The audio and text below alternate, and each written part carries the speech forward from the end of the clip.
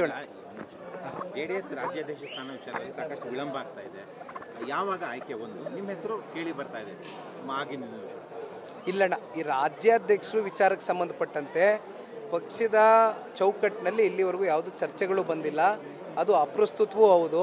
ನಮ್ಮ ನಾಯಕರು ಸನ್ಮಾನ್ಯ ಕುಮಾರಣ್ಣ ಅವರ ನಾಯಕತ್ವದ ಮೇಲೆ ಈ ಪಕ್ಷವನ್ನು ಕಟ್ತೇವೆ. ಮುಂದೆನೂ ಕೂಡ ಮುಂದೊಂದು ದಿನ MLA ಚುನಾವಣೆ ಆದ ಬಳಿಕ BJP JDS ಯಾವ ರೀತಿ ತೀರ್ಮಾನ ತಗೋತಾರೆ, ಕೇಂದ್ರ ರಾಜ್ಯ ಮತ್ತು ಕಾರ್ಯಕರ್ತ ಬಂಧುಗಳು ಇವೆಲ್ಲ ನೋಡ್ಕೊಂಡು ಕುಮಾರಣ್ಣ ಅವರು ಮತ್ತೆ ಈ ರಾಜ್ಯದ ಮುಖ್ಯಮಂತ್ರಿಗಳಾಗಬೇಕು ಅಂತಕ್ಕಂಥ ಬಯಕೆ JDSನ ಕಾರ್ಯಕರ್ತರು ಇದೆ, ಜನಗಳಲ್ಲೂ ಒಂದು ಭಾವನೆ ಹುಟ್ಟಿದೆ.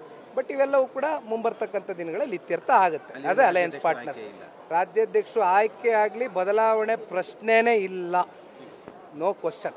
Thank you. ಜೆಡಿಎಸ್ ರಾಜ್ಯಾಧ್ಯಕ್ಷ ಸ್ಥಾನ ವಿಚಾರದಲ್ಲಿ ಸಾಕಷ್ಟು ವಿಳಂಬ ಆಗ್ತಾ ಇದೆ. ಯಾವಾಗ ಆಯ್ಕೆ ಒಂದು ನಿಮ್ಮ ಹೆಸರು ಕೇಳಿ ಬರ್ತಾ ಇದೆ ಆಗಿನ ಇಲ್ಲಣ್ಣ, ಈ ರಾಜ್ಯಾಧ್ಯಕ್ಷರು ವಿಚಾರಕ್ಕೆ ಸಂಬಂಧಪಟ್ಟಂತೆ ಪಕ್ಷದ ಚೌಕಟ್ಟಿನಲ್ಲಿ ಇಲ್ಲಿವರೆಗೂ ಯಾವುದೂ ಚರ್ಚೆಗಳು ಬಂದಿಲ್ಲ. ಅದು ಅಪ್ರಸ್ತುತವೂ ಹೌದು.